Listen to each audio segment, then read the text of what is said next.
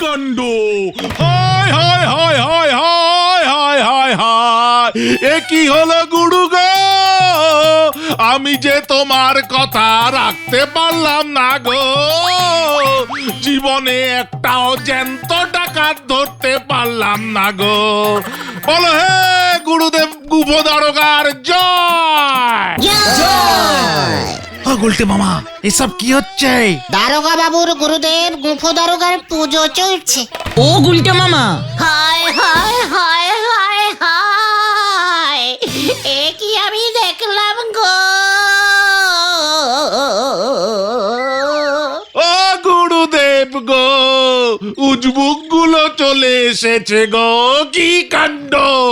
দূর হয়ে যা বলছি, নয়তো তোদের একদিন কি আমার গুরুদেবের একদিন। এই ছিল আমার কপালে গো।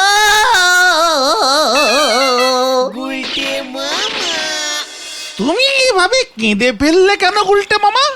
বলহরি দারোগার কান্না দেখে নিজেকে আর ধরে রাখতে পারোনি, তাই না? আবেগ আবেগ, কান্নার বেগ পেয়ে গেছে আবেগে। ওরে তোরা চুপ কর। আমার শেষ ডায়লগটা তোরা মন দিয়ে শুনিসনি তাহলে? শেষ ডায়লগ? হায় হায় হায় হায় হায়! এ কি আমি দেখলাম গো? হ্যাঁ তো, তুমি ওখানে কি দেখেছো গুলটে মামা? আমার বাবাকে। তোমার বাবা কে? ওই গুফো দারোগা। হ্যাঁ রে, ওই গুফো দারোগাই আমার বাবা রে।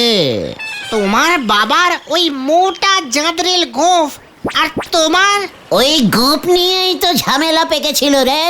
তাই তো আমি পিসিমার কাছে চলে এসেছিলাম সেই ছোট্টবেলায়। এই কেসটা একটু ঝেড়ে কাশো তো গুলটে মামা। ভেরি ইমোশনালিস্টিক কেস রে। বাবা ছিলেন সেই সময়ের জাদরেল দারোগা। ইয়া মস্ত গোপ, তাই তাকে সবাই গুফো দারোগা বলতো।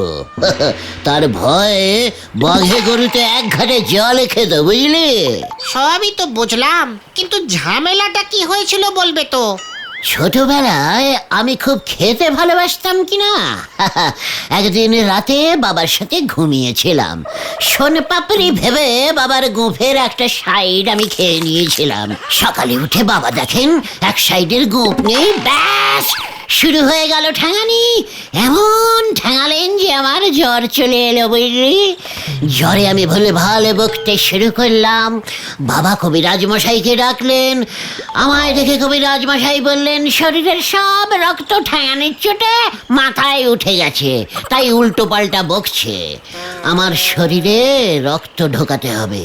ব্যাস এই সুযোগটা সঙ্গে সঙ্গে নুপে নিল সেই সময়ের 1 নম্বর জেল খাটা ডাকাত তেলকড়ি ডাকাত শুয়ে পড়লো রক্ত দিতে, বুঝলি? তেলকড়ি ডাকাতের রক্ত ঢুকে গেল আমার শরীরে। এবার বুঝেছি, তাই তুমি খোঁচে গেলেই বলো তোমার শরীরে ডাকাতের রক্ত। একদম ঠিক কথা বলেছিস পাঁচু। আর সেটাই হলো গিয়ে যত ঝামেলা।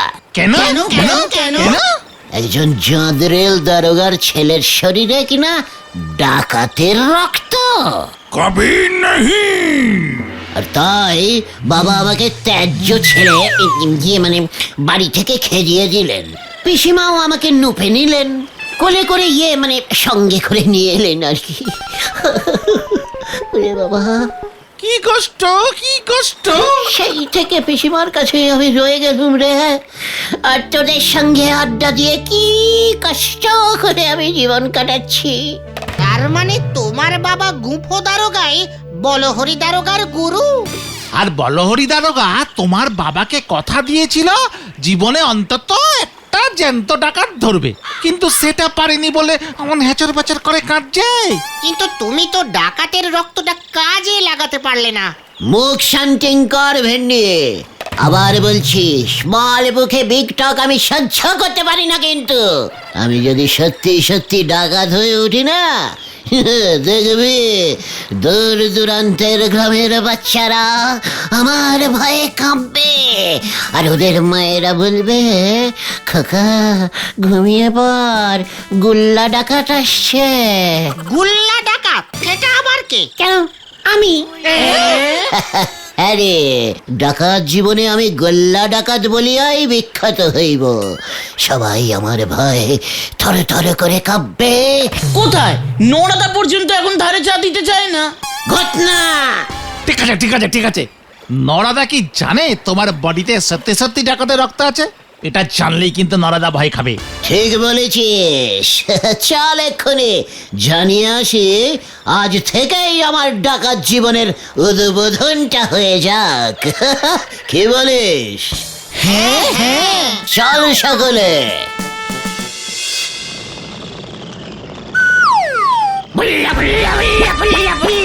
এই নরা, চা দে দেখি।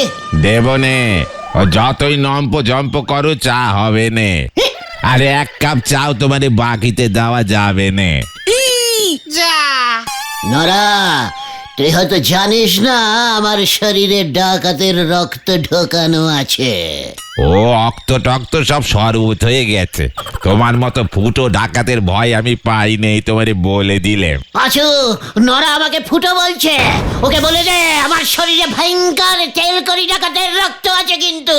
হরি বল, এইসব তেল করি দেখে আমারে কিছু করতে পারবে নে। আমার এক কথা, ফেলো করি মাকো তেল, টাকা দাও চা খাও। কি? নিকার 1 টাকা 45 নয়া, দুধ চা 2 চামচ চিনি দে, 2 টাকা 35 নয়া পয়সা, ব্যাস। নরা, তাহলে আমিও তোকে বলে রাখলাম, আমিও চা খাবো না। কাজটা তুই ভালো করলি না কিন্তু। ডাকাতের রক্তওয়ালা একজন মানুষকে তুই খেপিয়ে দিলি। এর ফল তোকে ভোগ করতে হবে বলে দিলাম। চলে আয় তোরা।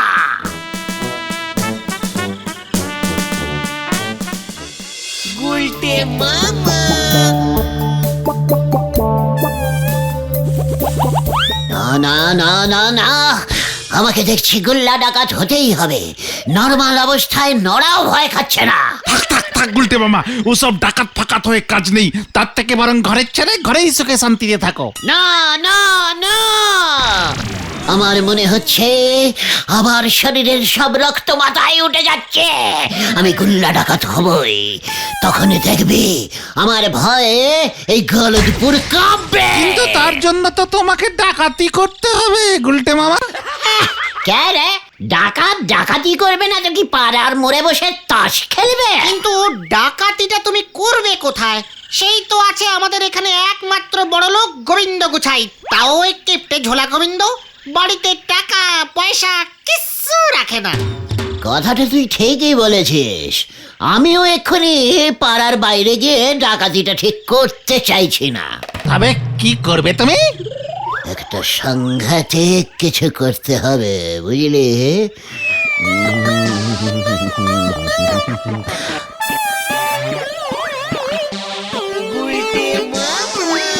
পেয়েছি! ভেবে দেখ সিনটা। গভীর রাত, ঝোলা গোবিন্দ ট্রাক ভর্তি করে ঝোলা গুড় আনছে। হঠাৎ পথের মাঝখানে হাজির হলো গুল্লা ডাকাত।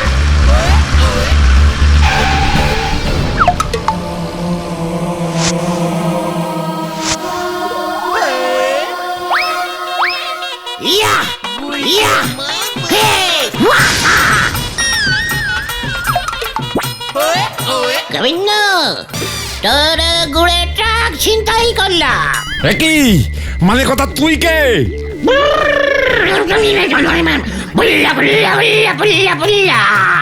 আমি গুল্লা। তারপর তারপর ওই এক ট্রাক গুড় দিয়েই যাত্রা শুরু হলো গুল্লা ডাকাতে। অতগুলো গুড় নিয়ে তুমি কি করবে? সেটা পরে ভাববো। হয়তো ওই ঝোলা গোবিন্দের কাছেই আবার হাফ দামে বেচে দেবো। তুমি শেষ পর্যন্ত গুড় ডাকাতি করবে? তার উপর তুমি তো সাইকেলও চালাতে পারো না, আস্তে একটা ট্রাক নিয়ে তুমি ভাগবে? এটা একটু বাড়াবাড়ি হয়ে গেল না গুলটে মামা? মানে যাকে, ওটা তো কল্পনায় ছিল। আসলে তো আমি অন্য কিছু করব। যাই করো, ডাকাতি করো না, তাহলে কিন্তু বলহরি দারোগা আরো রেগে যাবে। ও গুরুদেবের কাছে প্রতিজ্ঞা করেছে যে ও জ্যান্ত ডাকাত ধরবে। পাড়ার মধ্যেই যদি তোমার মতন এমন একটা নেতানো ডাকাত পায়, তাহলে কিন্তু তুমি বিপদে পড়ে যাবে গুলটে মামা।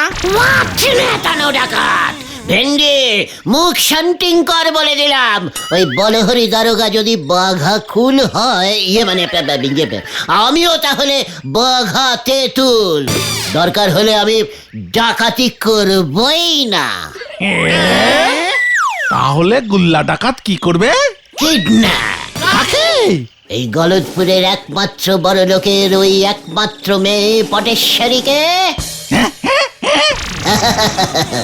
আরে গলদপুরের বলো ছেলের দল, ওই পটেশ্বরীকে হরণ করব আমি, মোটা মুক্তিপণ দাবি করব। আর গোবিন্দ গুচ্ছেদ মুক্তিপণ না দিলে? উল্লা পুল্লা পুল্লা গুল্লা পুল্লা, গুল্লার ডেরায় আটকে রাখবো।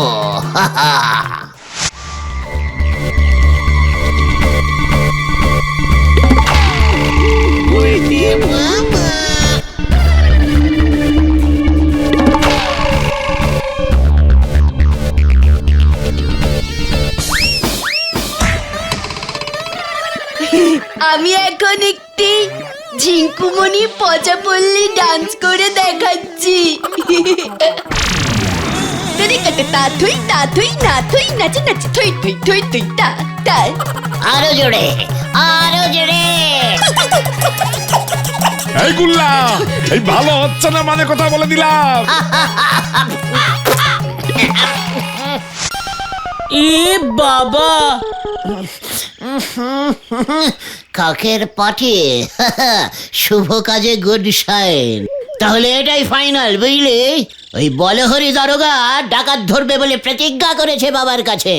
কিডন্যাপ করলে ও কিছুই করতে পারবে না, উল্টে ভয় খেয়ে যাবে। কিন্তু ব্যাপারটা একটু বেশি রিস্কিং হয়ে যাবে না গুলটে মামা? প্ল্যানিং ঠিক থাকলে রিস্কিং হবে কেন রে? ভেরি ইজিক্যালি সোজা।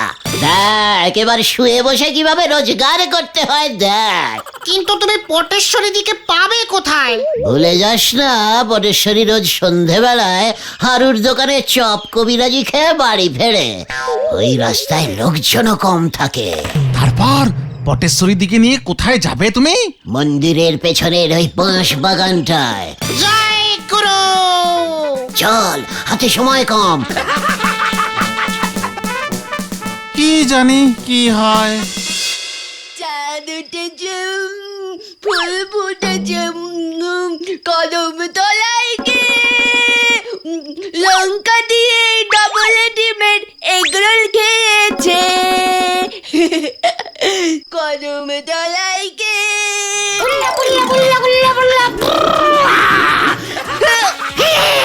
খবরদার, হুঁশিয়ার, ইয়ে মানে সমাজদার। এই, তুই কে রে? আমি আমি আমি আমি আমি আমি কালা নাকি? তুই ছাড়া আর এখানে কে আছে? আমি হলাম যে গুল্লা গুল্লা গুল্লা। এই একই কথা তিনবার করে বলিস কেন? আমার কাছে কি চাই?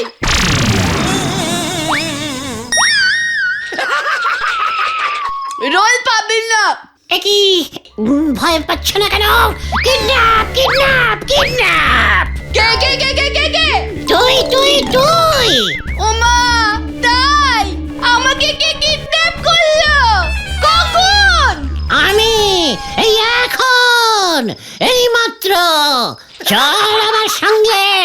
কোথায়? পাহাড়ি জায়গায় না সমুদ্রের আশেপাশে? না, পাড়ার কিডন্যাপ পাড়াতে, বাজেট কম, মন্দিরের পেছনের বাঁশ বাগানে। ও মা, কি মজা, কি রোমান্টিক ব্যাপার। আমি কিডন্যাপ হয়েছি। কাল সকালে পেপারে আমার ছবি বেরোবে।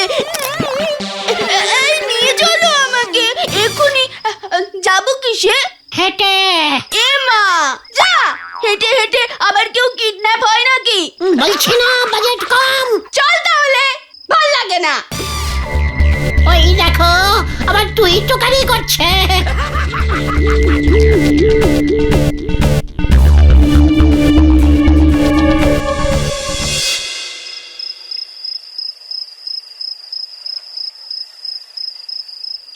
ইকি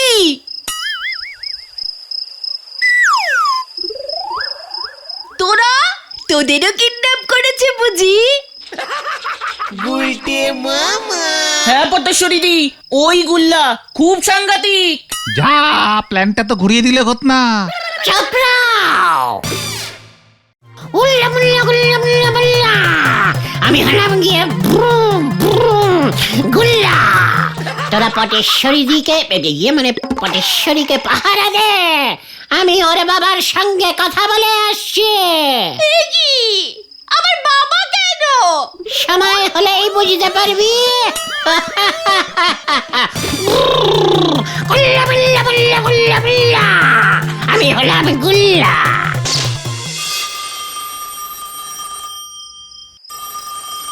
একে ফোনটা ধরছে না কেন? ঝোলা গোবিন্দের নাম্বারটা আমার মুখস্থ। এতবার এত কাজে ফোন করেছি, এত দেরি তো করে না। ঘুমিয়ে পড়লো নাকি? Hello hello hello, hello hello.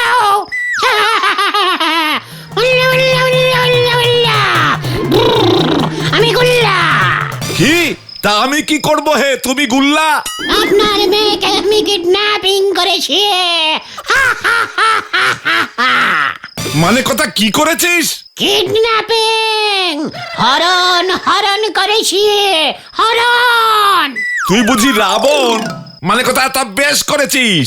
কয়েকটা দিন আমি একটু শান্তিতে ঘুমোতে পারবো। এই 5 লক্ষ টাকা চাই আমার। কি? 5 লক্ষ? 5 পয়সাও পাবি না মানে কথা। কি 1 লক্ষ? 1 লক্ষ দিলেই হবে। বললাম তো 1 টাকাও পাবি না। আর মানে কথা আমার মেয়েকে যখন হরণ করেছিস তখন বুঝবি এবার ঠেলা। তোকে না এবার উল্টে 1 লক্ষ টাকা দিতে হয়।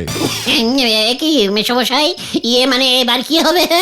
50,000 50,000। হ্যাঁ বেশ বেশ 50,000 এই আমি লাস্ট বলে দিচ্ছি, কিন্তু এটা আপনাকে দিতেই হবে। ফোনটা রাখ, মানে কথা নয়তো আমি পুলিশে খবর দেব। এই দেখো অন্তত 5 টাকা দিন, হাত খরচ তো। মানে কথা তোর গলাটা কেমন চেনা চেনা লাগছে না? এই খেয়েছে, আমি রাখছি মেশমশাই।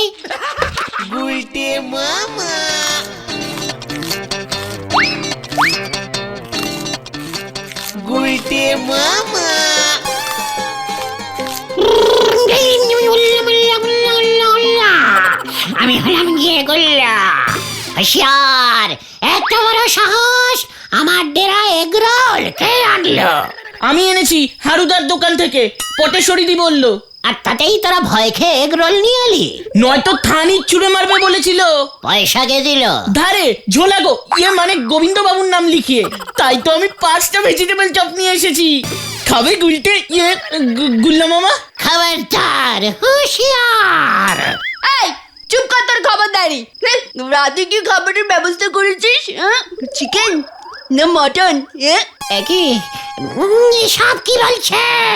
কততে রাজি হলো ঝোলা গোবিন্দ? 500 টাকা লাস্ট বললাম, ফোনটা রেখে দিল। এ বাবা, এবার কি হবে? মাংসের দামও তো উঠবে না।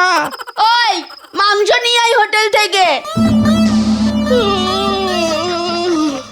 আমার ঘুম পাচ্ছে, আমি ঘুমোবো কোথায়? এই ভালো বালিশ বিছানার ব্যবস্থা কর।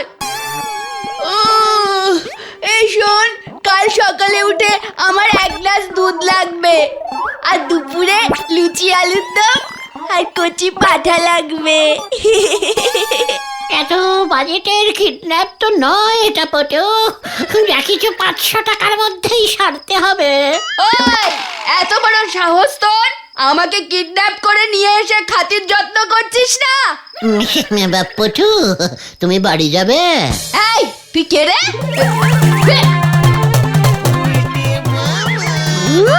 তুই গুলটে না? মানে আমি গুল্লা ছিলাম, গুলটে হলাম। এত বড় সাহস তোর! খালি পকেটে আমাকে কিডন্যাপ করতে এসেছিস, তার উপর হাঁটিয়ে হাঁটিয়ে আমাকে এখানে এনেছিস।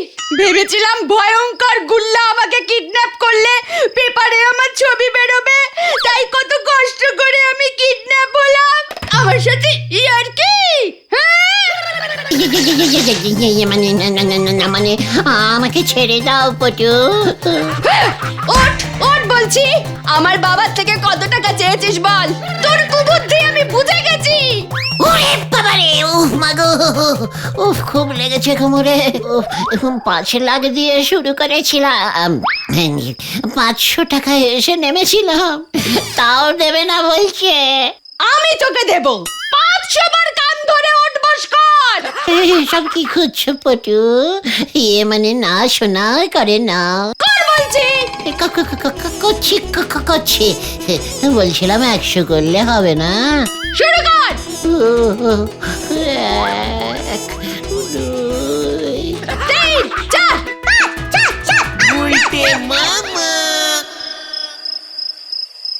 কি দরকার ছিল তোমার এসব ঝামেলা করবার? সব সময় মানুষ যা ভাবে তা হয় না রে, হয় না। পটেশ্বরী দিয়ে এতক্ষণে বাড়ি চলে গিয়ে ঘুমিয়েও পড়েছে। আমরা এত রাতে ফিরছি, বাড়ি ফিরলে বাবাও ঠেঙাবে। ওরে আমি কি ভেবেছিলুম নাকি রে যে ওই ঝোলা গোবিন্দ ওই রেটের কিপটে আর ওই মেয়ে ওই রেটে খায়? খাবার খরচটা হিসেবে ধরিনি রে। কিন্তু নরাদা যদি ঘটনাটা জানে কি হবে? তখন তো ও ভাববে তোমার শরীরে সত্যি সত্যি কোনো ডাকাতের রক্ত নেই। শোন না, বলছিলাম কি, তোরা নড়াকে বলবি আমার ব্লাড টেস্ট করতে শহরে, ওরে মা, রক্ত পাঠানো হয়েছে। পরীক্ষার রিপোর্ট আসলে বোঝা যাবে রক্তটা এখনো ডাকাতেরই আছে নাকি চেঞ্জিং হয়ে গেছে। ওরে বাবা রে, জয় গুলটে মামা জয়। আমি বরং আড্ডা মেরেই বাকি জীবনটা সুখে শান্তিতে কাটিয়ে দেবো রে। গুলটে মামা।